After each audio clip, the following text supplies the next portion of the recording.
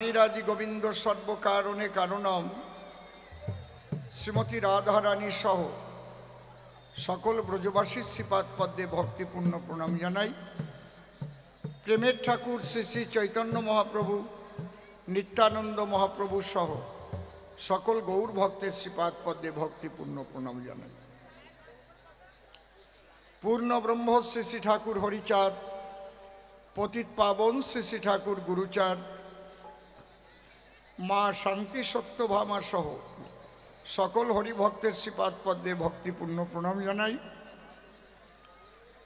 মাতা পিতা দীক্ষাগুরু কবিগুরু সহ অনন্ত কোটি ব্রহ্মাণ্ডের অনন্ত অবতার অনন্ত সাধুগুরু মহাপুরুষ সাকার নিরাকারে যিনি যেখানে যে অবস্থায় অবস্থান করছেন প্রত্যেককে আমার ভক্তিপূর্ণ প্রণাম জানাই। আমি শ্রদ্ধা জ্ঞাপন করি এই ছোট খেজুরিয়া গাভা পাড়া ফ্রেন্ডস ক্লাব আয়োজিত যে মায়ের পূজা, বাৎসরিক পূজা, যারা ফ্রেন্ডস ক্লাবের সদস্যবৃন্দ, তৎসঙ্গে এই গাভাপাড়ার অধিবাসীবৃন্দ এবং পারিপার্শ্বিক সমস্ত যারা ভক্তবৃন্দ, যাদের আনুকূল্যে, যাদের সহযোগিতায় আজ এখানে এই সনাতনী সংস্কৃতিকে রক্ষা করবার জন্য বিশাল অনুষ্ঠানের আয়োজন করেছেন, আমি তাদের আমার আন্তরিক শ্রদ্ধা জানাই। এটা হচ্ছে আমাদের সনাতনী সংস্কৃতি। ধর্মীয় সংস্কৃতির মধ্যে যেসব ক্রিয়াকর্ম, পূজা পার্বণ, গান বাজনা, আমরা সবসময় লক্ষ্য রাখব যে ধর্মীয় সংস্কৃতির মধ্যে দিয়ে যেন কোনো বিদ্বেষ না ছড়ায়, ধর্মীয় সংস্কৃতির মধ্যে দিয়ে যেন অপসংস্কৃতি মানুষের কাছে না পৌঁছায়, সুসংস্কৃতি যেন আমরা রক্ষা করতে পারি, এটা আমাদের খেয়াল রাখতে হবে। তার মধ্যে দিয়ে রামভক্ত, কালীভক্ত, কৃষ্ণভক্ত, হরিভক্ত, ঠাকুর অনুকূলচন্দ্রের ভক্ত, শ্রীগুরু সঙ্গ, ভারত সেবাশ্রম, বেলুড় মঠ, যাই বলি না কেন, আমাদের সনাতন ধর্মের যত শাখা আছে আমাদের সকলের ঐক্যবদ্ধ থাকতে হবে। আমরা সবাই সনাতনী, এই বোধটা কিন্তু সবার মধ্যে জাগাতে হবে। আমরা যত ভাগ হব ততই কিন্তু বিভক্ত হব, ততই কিন্তু আমরা দুর্বল হয়ে যাব। এই জন্যে আপনারা কৃষ্ণ ভক্তই হন, কালী ভক্তই হন, সবাই জানবেন হরিভক্তই হন, আমরা একই সনাতন ধর্মের মানুষ। কেউ কাউকে হিংসা করবেন না এবং মানবতাবাদ মানুষের মধ্যে জাগিয়ে তুলবেন। মানবতাবাদ, এটুকু আপনাদের কাছে আমার প্রার্থনা। আপনারা এগিয়ে গিয়ে বসুন, যারা দাঁড়িয়ে আছেন কবিগান যারা শুনবেন এগিয়ে এসে বসুন। আমাদের এই উপরেরও চালনা ছিল না, আমি ফোনে বলেছি চালনা ছাড়া কিন্তু হবে না, ছাউনি লাগবে। তারপরে ছাউনি দিয়েছে, উপরেও খোলা ছিল, মানে তলাও খোলা উপরেও খোলা, আর শিব ঠাকুরের কান্দে ভিক্ষার ঝোলা। আজকে নারদ হয়ে প্রশ্ন করেছে শিবের কাছে, আমার পরিচয় কি আর দেওয়ার দরকার আছে? আপনাদের ফোনের মধ্যে, মনের মধ্যে অসীম সরকার নাচে, আছে না নাকি? আজকে নারদ হয়ে প্রশ্ন করেছে যে জন্মের পরে কেন ঈশ্বর মৃত্যু সৃষ্টি করল, এর জবাব চাই। আর দ্বিতীয় প্রশ্ন করেছে যে তুমি শিষ্যকে, যাকে তুমি আশীর্বাদ দিলে, দীক্ষা দিলে, তাকে তুমি কেন বধ করলে? এই জগতে গুরু যারা শিষ্যের কাণ্ডারি তারা, এই জগতে গুরু যারা শিষ্যকে মৃত্যু থেকে বাঁচায় তারা, এই জগতের গুরু যারা শিষ্যের তরির নেয়ে বা কাণ্ডারি তারা। আর তোমার দ্বারা যদি শিষ্যবধ হয় তাহলে এই জগতের জীব যারা কোন শিক্ষা পাবে? তারা বলো তুমি ভোলা মৃত্যুঞ্জয়, তাই তো? এইবার আমি জবাব দেব, তার আগে একটা ধ্বনি দিয়ে তারপরে একটা গান গেয়ে আমি জবাবের মধ্যে যাব, ঠিক আছে?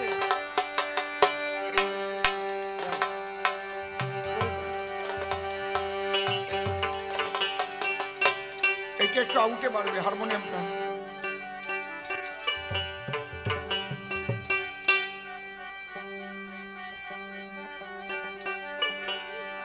দিয়েছ? ঠিক আছে, মনিটরেও একটু দাও।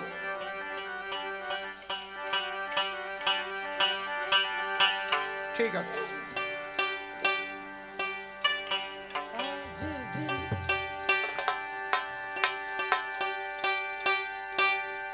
জয় জয় রাধা কৃষ্ণ নিতাই গৌর রাম সীতা মাতা পিতা হরিচাঁদ গুরুচাঁদ আত্মা শক্তি মহামায়া প্রেমানন্দে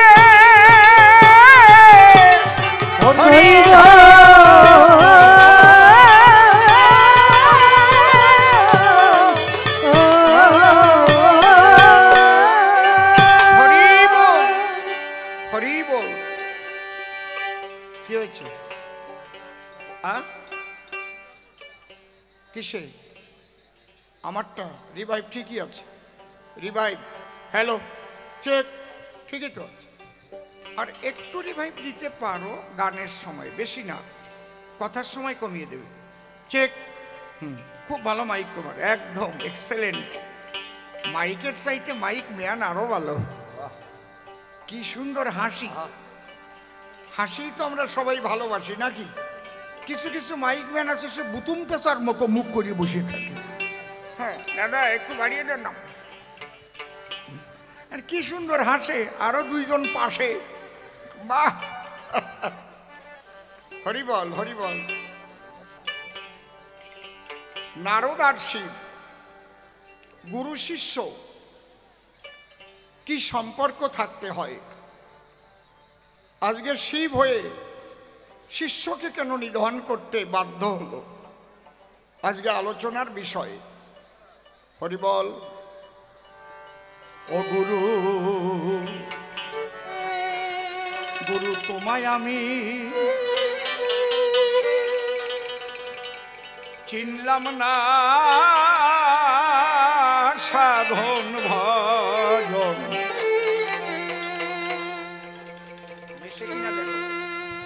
ভজন আমার হলো না।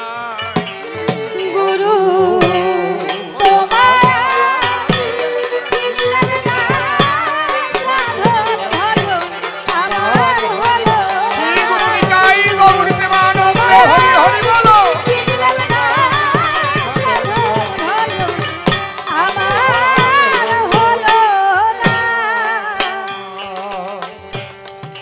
একদিন দুই নয়নের জলে তোমার, একদিন দুই নয়নের জলে তোমার ওই রাতুল চরণ ভজলেম না, সাধন ভজন আমার হলো না।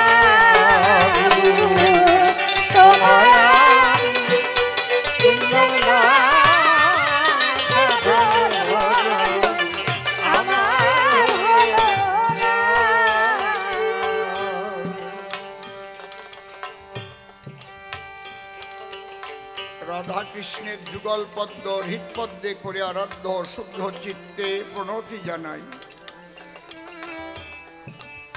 সাধুগুরু বৈষ্ণব হেরি আর যত পুরুষ নারী আমার ভক্তিপূর্ণ প্রণাম গ্রহণ করিবেন সবাই। আগে স্মরণ করি পরমেশ যার গুণ বর্ণিয়া শেষ বেদে করতে নারে, স্মরণ দিলে যার পায়ে ব্যাঘাত বিঘ্ন দূরে যায়, বারে বারে নমস্কার করি তারে।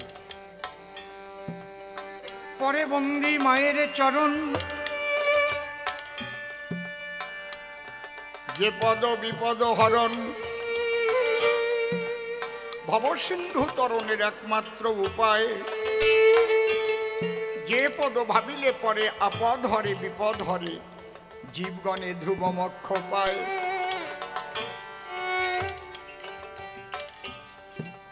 অদ্যকার এই কবি গান আমার জীবনের নূতন অনুষ্ঠান। এই গাভাপাড়ায় জীবনেও করিনি পদার্পণ, কিন্তু যদিও আমি নূতন আসি, ছেলে পেলেদের অকৃত্রিম ভালোবাসাবাসি। যার জন্য আনন্দে ভরে উঠেছে আমাদের সকলের মন। কি বলবো আপনাদের ধার, এদের যা সুন্দর ব্যবহার। আমি মায়ের কাছে করি নিবেদন, মা তুমি আমার কথা নিও, এদের সকলের সর্বাঙ্গীন মঙ্গল করে দিও মা, এদের মঙ্গল করে দিও। এদের ইহকাল এবং পরকাল যেন কুসুমাস্তীর্ণ হয়, আমি নিবেদন করি ঠাকুরের পায়ে।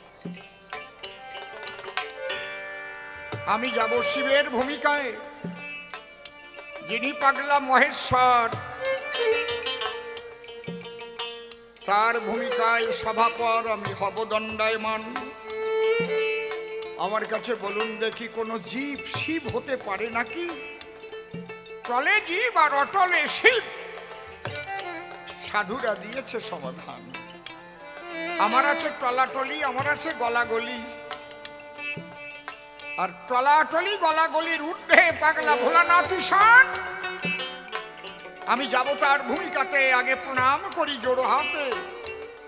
হে পাগলা ভোলানাথে, গ্রহণ করো আমার হৃদয় আসন খান। আমি তার উপরে দিলাম ভার, তারে করলাম কর্ণধার।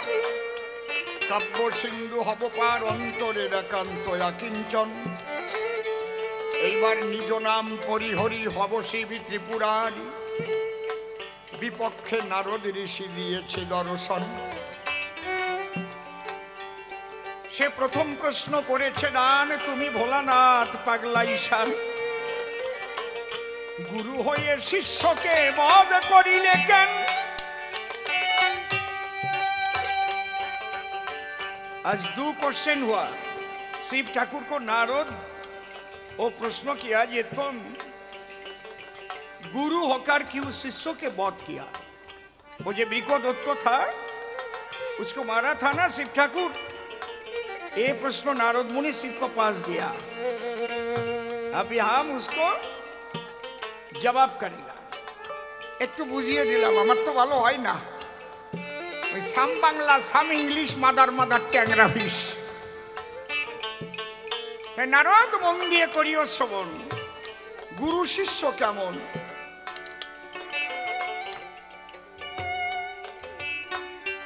গুরু তোমায় আমি চিনলাম না, সাধন ভজন আমার হলো না। গুরু তোমায় আমি চিনলাম না, সাধন ভজন আমার হলো না। লেডিসটা না আর একটু সাউন্ড বাড়বে আউটে, আর একটু রিভাইভ হবে। একদিন দু নয়নের জলে তোমার, ওরে একদিন দু নয়নের জলে তোমার, ওই রাতুল চরণ খুঁজিলেম না। সাধন ভজন আমার হলো না। গুরু তোমায় আমি চিনলাম না, সাধন ভজন আমার হলো না। ও গুরু গো, গুরু গো,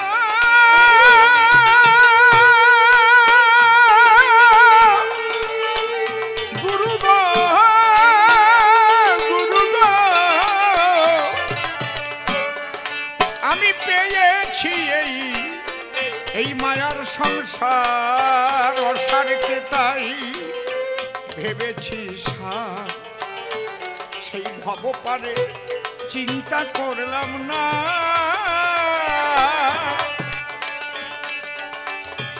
আমি পদে পদে আঘাতে খেয়ে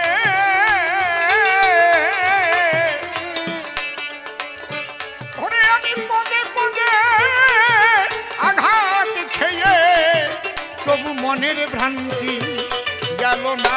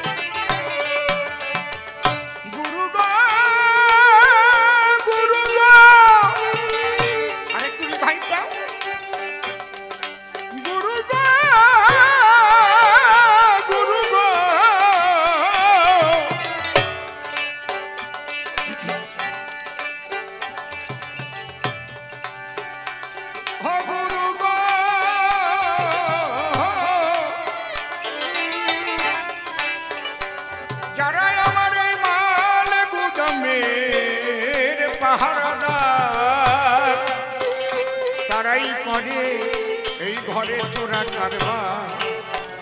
দল বেঁধেছে ওরা 6 জনা, ওরাই আমার মাল কোথার মাল করে নিল।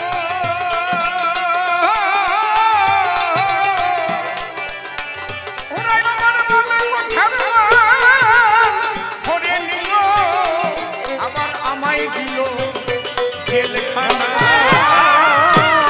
সাধন ভজন আমার হলো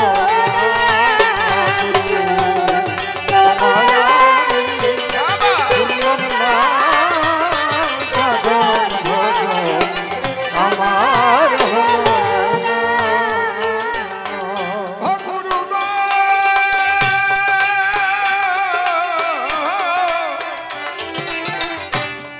আমার সকল চেষ্টা হয়েছে শেষ, এখন আমার ভিখারির বেশ। আমি স্বদেশ খুঁজি হয়ে আনব না, আমায় প্রতিদি বলে উদ্ধার করো। অধম সিংহের প্রার্থনা, আমায় প্রতিদি বলে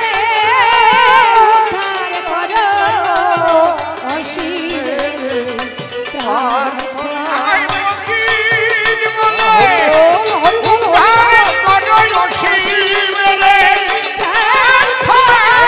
হরি হরি বলো, হরি হরি বলো। আমায় প্রতিদি বলে উদ্ধার করো শিবের, আমায় প্রতিদি বলে উদ্ধার করো শিবের।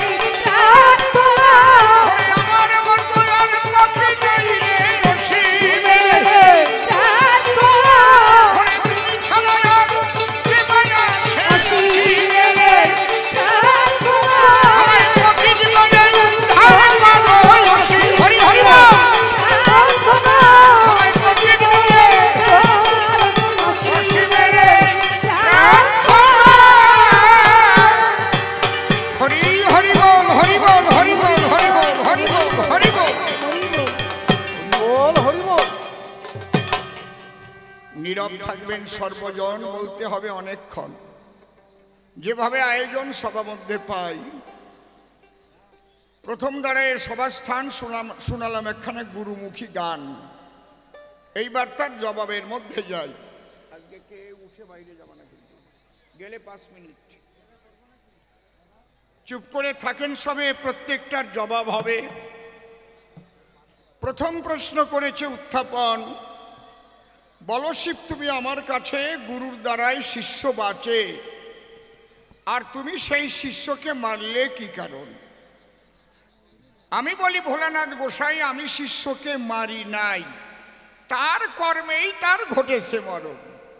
আমার কাছে বলুন দেখি, গুরু কখনো শিষ্য মারে নাকি? যদি শিষ্য থাকে গুরুমুখী, তাহলে পরম গুরু হয় সুখী, পরম গুরু রক্ষা করে তার জীবন। এই জন্যে যদি প্রকৃত গুরু ভক্তি কারো থাকে, ঈশ্বর রক্ষা করে তাকে। আপনারা ঘটনাটা মন দিয়ে করিবেন শ্রবণ। ঘটনাটা অতি সত্য, নাম তার বৃকদত্ত। ওই দত্ত বনের মধ্যে করে শিবের সাধন। শিবের সাধনা যখন করে বসে বনের ভেতরে, তার সাধনায় আমার কৈলাস নড়ে। আমি শিব সিংহাডম্বুর হাতে ধরে তার গোচরে দিলাম দর্শন। সে দেখি বসে আছে একটা বেলগাছ তলায়।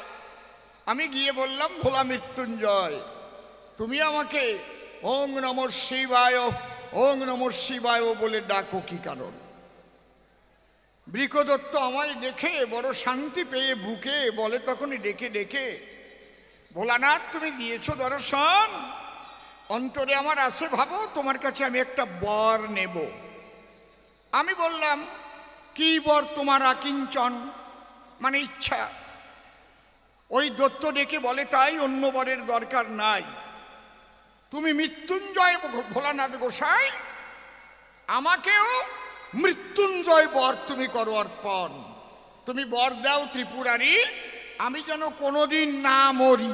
এই দত্ত চশমা, আমি অমর বর চাই তোমার সদর। এই কথা শুনে দিগম্বর, আমি বললাম তার গোচর, জগতে কেউ পায় না অমর বর। জন্মিলে মরিতে হবে, কে কোথাও অমর রবে। এইটাই সৃষ্টির বিধান, এই জগৎভর। তোমারে করি মানা, এই বরখানা তুমি কিন্তু পাবে না। বৃকদত্ত তখন ডেকে বলে, আমার ঠাই, আচ্ছা শিব কথা লও, এই বর যদি না দাও তাহলে অন্য একটু বর পাল্টাইয়ে চাই। কি? শোনো তুমি ভোলানাথ, আমি যার মাথায় দেব হাত সে যেন সঙ্গে সঙ্গে হয়ে যায় ছাই, একদম ভস্মীভূত, কথা নয় অসঙ্গত। আমি এই বর চাই। আমি দেখলাম এই বর দেওয়া যায়, কারো মাথায় দিলে হাত হয়ে যাবে ভস্মার সাত। আমি বললাম এতে আমার কোনো অসুবিধা নাই। তখন হয়ে শশব ব্যস্ত, আমি বললাম তথাস্ত তথাস্ত। তুমি যার মস্তকে স্পর্শ করিবে যখন, অন্তরে দেখো ভেবে তোমার হাত যার মাথায় পড়বে সে ভস্ম হয়ে যাবে তখন। আমি তো ওই বর দিয়া আমার সিংহাডম্বুর ত্রিশূল নিয়া ধীরে ধীরে করেছি গমন। ঠিক ওই সময় এই নারদ ওই জায়গায় হয়েছে উদয়। নারদ ডেকে কয়, এই বৃকদত্ত, কি বর তো পেয়েছিস, মিথ্যা না সত্য, এটা পরীক্ষা করেছিস সে সময়? বৃকদত্ত বলে, তাই বর দিয়েছে ভোলানাথ গোসাই।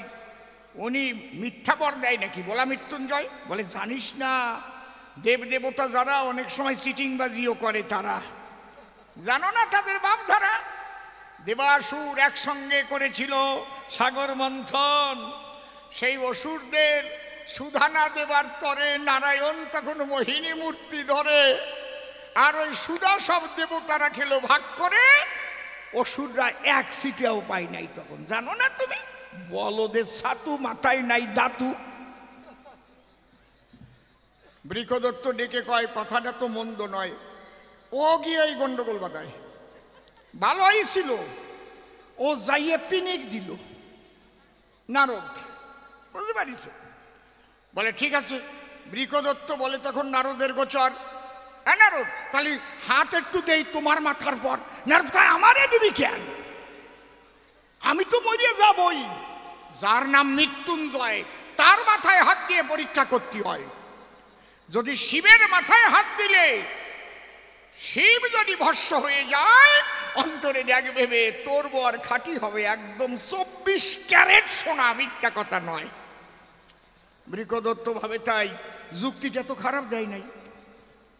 অমনি আমার পিছনে পিছনে ধাবিত হয়, ও শিব ঠাকুর দাঁড়াও, এক পাও বুঝি বাড়াও। আমি বললাম, কি হয়েছে?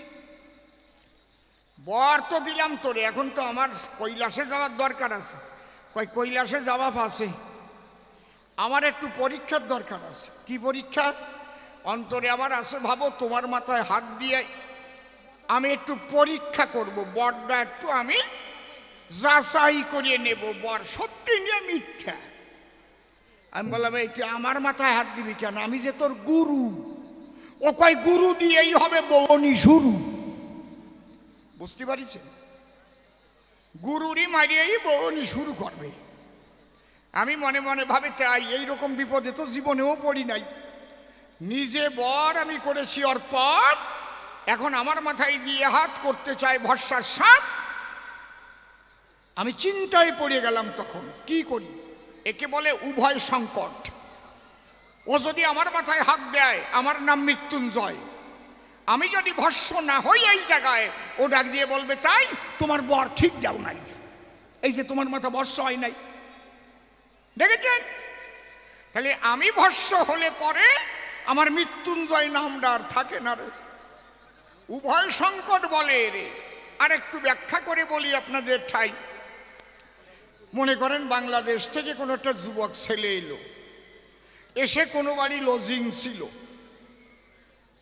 সে ওই বাড়িতে থাকার পরে ওই বাড়ি একটা যুবতী মেয়ে আছে ঘরে, তারে একটু পড়াশোনা করার তরে ওরা ওই ছেলেটারে রেখে দেয়। কিন্তু পড়াতে টুটু টুটু হয়েছে, দুইজনের ভিতরে একটু আংঠা কলে জড়াইয়ে পড়ে। ওরে কয় আংঠা কল, বুঝেছেন? এই আংঠা কলে জড়াইয়ে পড়লো, মেয়েটার গর্ভের সঞ্চার হলো। ওই দেখে ভয়ে ওই ছেলেটা বাংলাদেশে পলাই চলে গেল। এখন ওই যুবতী মেয়ের যে গর্ভ হলো, চিন্তা করে দেখা ভালো, এই গর্ভ যদি বিনাশ করা হয়, আমি বলি আপনাদের ধারে যত পাপ আছে এই চরাচরে, ব্রহ্মহত্যা পাপের উপরে ভ্রূণ হত্যার পাপ বলে লেখা আছে শাস্ত্রের পাতায়। কিন্তু গর্ভ যদি রেখে দেয়, ওই যুবতীর যদি সন্তান প্রসব হয়, তাহলে লোকে থুথু দেবে গায়ে, কিরে জামাই কোথায়? বলি তোর পুরো ভাগে তোর মেয়ের বাচ্চা হয়েছে বিয়ের আগে। তাহলে রাখলেও জ্বালা, ফেললেও জ্বালা, উভয় সংকট বলে বলি সভা তলা। আমি পাগলা ভোলা সেই উভয় সংকটে পড়ে যাই। চিন্তা করি মনে মনে, আমি দৌড়াইয়ে যাই কালীর সন্নিধানে, দেখি কালীর কাছে কোনো বিধান পাই কিনা পাই। আমি ত্রিশূলটা হাতে ধরে অমনি দৌড় দিয়েছি কুরকুর কুরকুর কুরকুর করি। আর ওই যে বৃকদত্ত, ও কিন্তু আমার পশ্চাতে পশ্চাতে ধায়। আমি গিয়ে তাড়াতাড়ি নিজের বাড়ি ডাক দিয়ে বলি কালীর বরাবরই, কালী বাঁচাও আমায়। বলে কি বাঁচাও মানে? ওই যে বৃকদত্ত এসে গেছে, দেখো দেখো, ও যদি আসে আমার কাছে, আমার মাথায় হাত দেওয়ার সঙ্গে সঙ্গে আমার মাথা কিন্তু হবে ভস্মময়। বলে বলো কি বিরূপাক্ষী, তুমি তো মৃত্যুঞ্জয়, এই শক্তি ওই দত্ত পেল কোন জায়গায়? আমি বললাম কালীর কাছাকাছি। কালী ওই বর আমি ওরে দিছি যে তুই যার মাথায় নিবি হাত, মাথা হবে ভস্মার সাত। এখন ও বলে আমার কাছাকাছি, ও ভোলানাথ আমি তোমার মাথায় নেব হাত, দেখি হও কিনা ভস্মার সাত। আমি তো বিপদে পড়ে গেছি। কালী করে মানা, ওই ঝামেলার মধ্যে আমি যাব না। আমি যদি ওরে মারতে যাই, ওরে মারার আগে বলি তোমার পুরো ভাগে, ও যদি আমার মাথায় হাত দিয়ে বসে, আমি তো পুড়িয়ে হব ছাই। তুমি দেশো, তুমি বুঝো গিয়ে রে ভাই। শিব তখন ডেকে বলে, কালী এলাম তোমার স্থলে, তোমার কাছে কোনো বিধান নাই? দেখেন সতী নারী থাকলে ঘরে সুবুদ্ধি দেয় তারে। হরিবল হরিবল। এই জন্যে সতী নারী সবার ভাগ্যে জোটে না মশায়। স্বয়ং পার্বতী তিনি হলেন পরমা সতী। এই কথার মধ্যে দিয়ে একটা কথা আমার মনে পড়ে যায়। সতী নারী থাকলে ঘরে সুবুদ্ধি দেয় স্বামীরে, আর অসতী যদি কেউ আনে বিয়ে করে, অসতী ভাবে ও শালা যেন তাড়াতাড়ি মরে। বুঝতে পারছেন ব্যাপারটা কি? আর সতী নারী চিন্তা করে বেঁচে থাকুক আমার স্বামী, যেন শাখা সিঁদুর নিয়ে যেতে পারি আমি। এই চিন্তা করে সর্বক্ষণ। ঠিক না বে ঠিক? ঠিক তো নাকি? বসে শোনেন জ্ঞানী দল। কালী তখন ডেকে বলল, তুমি আমার কথা লও, সোনার কাশি ত্যাগ করে মনোপায় ত্যাগ করে জীবন ভরে যার গুণগান গাও। শোনো সেই ত্রিপুরারি তোমার গুরু হলেন স্বয়ং হরি। একবার শ্রীহরির চরণ ছায়ায় গিয়ে দাঁড়াও, সে যদি ইচ্ছা করে তাহলে তোমাকে এই সংকট থেকে বাঁচাতে পারে। গুরু ছাড়া গতি নাই এই বসুধায়, প্রেমানন্দে হরি বলে যাও গুরুর চরণ তলে, দেখবে গুরু রক্ষা করিবে তোমায়। এই কথা যখন দিল বলে আমি তাৎক্ষণিকভাবে এলাম চলে, যেখানে আমার স্বয়ং হরিকৃষ্ণ দয়াময়। আমি তার কাছে গিয়ে দাঁড়াই, করজোরে বললাম, তাই ঠাকুর আমি পড়েছি বিরাট সমস্যায়। কি? এ কথা অতি সত্য আসিতেছে বৃকদত্ত, দেখো হয়েছে কেমন উন্মত্ত, সে আমার মাথায় হাত দিয়ে ভস্ম করতে চায়। কৃষ্ণ তখন ডেকে বলে, এই শক্তিও কোথায় পেলে? আমি বললাম, আমি ওকে বর দিয়েছিলাম তুষ্ট হয়ে ওই দুষ্টের সাধনায়। ও ডেকে বলেছিল আমার ঠাই, আমি এই বর চাই, আমি হাত দেব যার মাথায়, এই বর দেও ভোলানাথ যেন সে হয় ভস্মার সাত। আমি তো এই বর দিয়েছি সেই জায়গায়। আমি দিলাম তারে বর, ও বলে এখন আমার গোচর হাত দিয়ে আমার মাথার পর আগে আমাকে ভস্য করে তারপরে পরীক্ষা করতে চায়। কৃষ্ণ করে মানা, জীবনে যাকে তাকে শক্তি দিও না, কারণ শক্তি পেয়ে দুষ্ট লোকে জগতের ক্ষতিকারক হয়। এই জন্য একজনের হাতে শক্তি দিতে গেলে বিচার বুদ্ধি যদি না থাকে দিলে, যদি কোনো দুষ্ট মানুষের হাতে সেই শক্তি অর্পণ করা হয়, অন্তরে দেখো ভেবে যে শক্তি নিজে দেবে তারপরে তারও থাকে মরণের ভয়। তবে তুমি যখন এলে আমার ধারে, নিশ্চয়ই সতী নারী আছে তোমার ঘরে, সে বুদ্ধি দিয়ে পাঠিয়ে দিয়েছে তোমারে, যাও যাও দাঁড়াও ওই গাছতলায়। আমি তো ভয়ে ভয়ে দাঁড়ালাম গাছতলায় গিয়ে, আর কৃষ্ণ সঙ্গে সঙ্গে একটা যুবতী নারী হয়ে ওই দত্তের সামনে গিয়ে দাঁড়ায়। সুন্দরী চেহারা, মনে হয় বারুইপুরের পেয়ারা। ও একেবারে ফক ফক ফক ফক ফক ফক করতেছে। এত সুন্দর চেহারা নিয়ে যখন দত্তের ধারে দাঁড়াইয়া একটু অধরে মধুর হাসি দেয়, আর আখিটাকে একটু বাঁকা করে যখন তাকায় দত্তের দিকে বারে বারে, দত্ত মনে চিন্তা করে এই জিনিস ছিল কোন জায়গায়, ওর মাথায় হাত টাত দেওয়ার কথা ভুলে গেছে। ও মনে মনে ভাবে তাই একে আমি চাই, একে আমি চাই। দত্ত ওই মেয়েটাকে ডেকে বলে, আচ্ছা তুমি কোত্থেকে এলে বলো তো, তোমার বাড়ি কোথায়? মেয়েটা বলে, তাই আমার কোনো বাড়ি ঘর নাই, আমি থাকি শুধু বনালয়। ও তুমি থাকো বনে বনে, খোঁজে না তোমার আপন জনে? বলে, আপন বলতে কে আছে ভুবনে, আমি একা একাই থাকি সর্বদাই। তোমার কেউ নাই? বলে, আমার কেউ নাই। দত্ত ডেকে বলে ওই নারীর বরাবরই, আমি কি তোমার জীবন সঙ্গী হতে পারি? ডেকে বলে ওই নারী, অবশ্যই পারো, কিন্তু বলি আমি তোমার কাছে, আমার যে একটা প্রতিজ্ঞা আছে। কি প্রতিজ্ঞা? আমার সঙ্গে ঠিক আমার মতো ভাব নিয়ে অঙ্গে যদি কেউ নাচিতে পারে, একমাত্র বিবাহ করব আমি তারে। দত্ত বলে, তবে কেন, তুমি বসে আছো, এইবার তুমি মনের আনন্দেতে নাচো, আর তোমার সঙ্গে আমিও যদি নৃত্য দেখাতে পারি, তাহলে আমার বউ হয়ে তুমি যাবে আমার বাড়ি। এইবার নাচা আরম্ভ হয়ে গেল।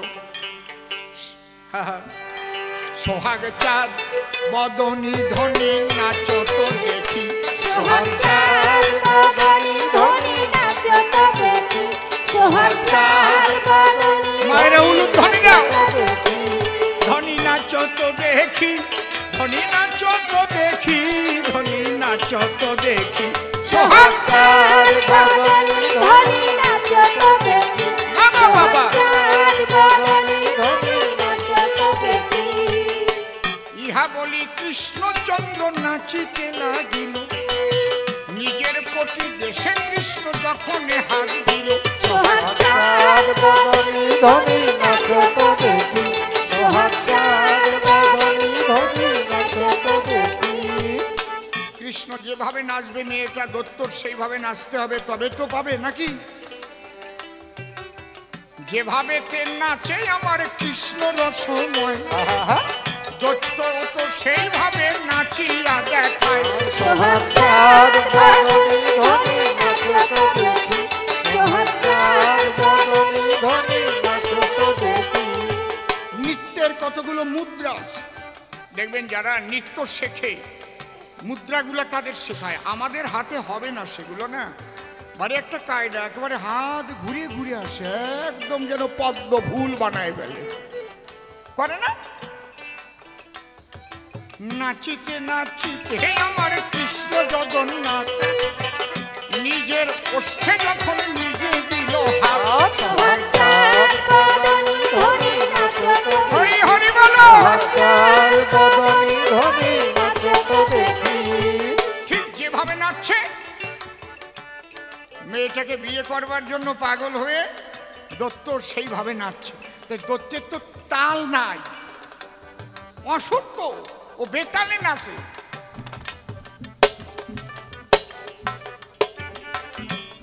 বেতাল হ্যাঁ কায়দা আছে।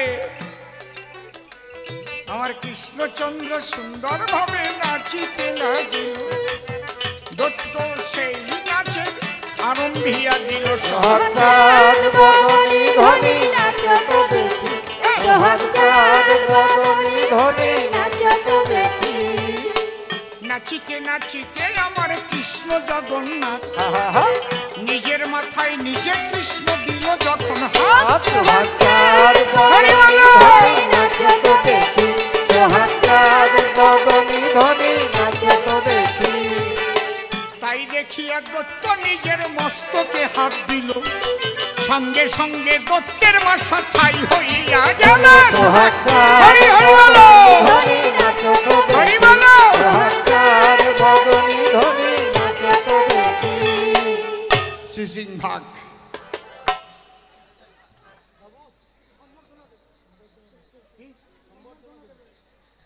সম্বর্ধনা পরে দাঁড়াও, আমার বাপ সরে যাবে না। সম্বর্ধনা পরে হবে, হ্যাঁ একটু পরে দাঁড়াও। আমি একটা ভাবে আসি না এখন, বোঝে না কোন সময় কি কই রে বাবা। সম্বর্ধনা তো ভালো, কিন্তু আমার ভিতরে যে এখন ভাবে ঠেলা দিল তা কি করবা। আমার কাছে বলুন দেখি, ভাব থামাইয়ে সম্বর্ধনা নেওয়া যায় নাকি? পরে হবে, দাঁড়াও। তোমরা ভীষণ ভালো, মারাত্মক ভালো, মানে দারুণ ভালো। হ্যাঁ এইবার এইভাবে দত্ত যখন গেল মারা, আমি গিয়ে ডেকে বললাম, হে কৃষ্ণ মনচোরা, তুমি আজ আমাকে জীবন করলে দান, অন্তরে দেখো দেখি এই উভয় সংকটের মধ্যে আমি কি করে বেঁচে থাকি। তখন বারে বারে বলে নাকি কৃষ্ণ ভগবান, খবরদার করিমানা না বুঝে এইভাবে কিন্তু কাউকে শক্তি দিও না। তাহলে আমি মারলাম না নিজের কর্মে মরল, লোভে মরল? আপনারা কন কি আমি মারলাম? কি কথা কন? আমি নিয়েছিলাম গুরুর আশ্রয়, উভয় সংকট থেকে কি করে বাঁচা যায়। আমার গুরু একটা সুন্দরী মেয়ে সাজ সেজে দত্তের নিকটে যখন গেল কৃষ্ণ রসরাজে, দত্ত ওই সুন্দরী দেখে পাগল হয়ে যায়। বা বা বা, কাহা से आया, बहुत बढ़िया, ये हमको चाहिए। देखिए হ্যাঁ কায়দা আছে। তাহলে ওই যে দত্ত মরে, ও তো নিজের লোভের তরে। ওই যে দত্ত মরে, মারতে চেয়েছিল নিজের গুরুরে। এই জন্যে যে যেমন কর্ম করে আসি এই চরাচরে, কর্মফল সে ভোগ করে সর্বদাই। ওই দেখো কুরুক্ষেত্রে যারা ছিল কর্মফলে মারা গেল। কর্মের জন্যই কিন্তু মানুষ ভালো মন্দ হয়। এই কর্মের জন্য মানুষ জুতোর বাড়ি খায়, আবার এই কর্মের জন্য মানুষ ফুলের মালা পায়। পরিষ্কার জবাব দিয়ে গেলাম তোমায় বুঝাইয়া। এইবার আসো, সম্বর্ধনা দিয়ে যাওয়ার সময় আর একখানা প্রশ্ন আছে, আমি জবাব দেব আপনাদের কাছে। আবার গেয়ে শোনাতে হবে পোষা পাখির গান। ওই যে নারদ বসে আছে, ট্যাপা মাছের মতো ফুলতিছে আর জ্বলতিছে। দেখেন এরপরে এসে কি বলে সভাস্থান। হ্যাঁ কই আসো। একজন কয় রসের কথা কবা, একজন কয় চোখের জ্বলানো। আসরের যে পরিস্থিতি, আমরা গান গাইব, কিন্তু আবার যখন কবি গান দেবে এইভাবে করবে না, না, কবি গানের স্টেজটা ওই দিকে করবে এবং অনেক নিচে হবে, মানুষজন কাছে থাকবে এবং ভালো করে আলো দিয়ে আলোকিত করবে আসরটা, এটা মনে রাখবে।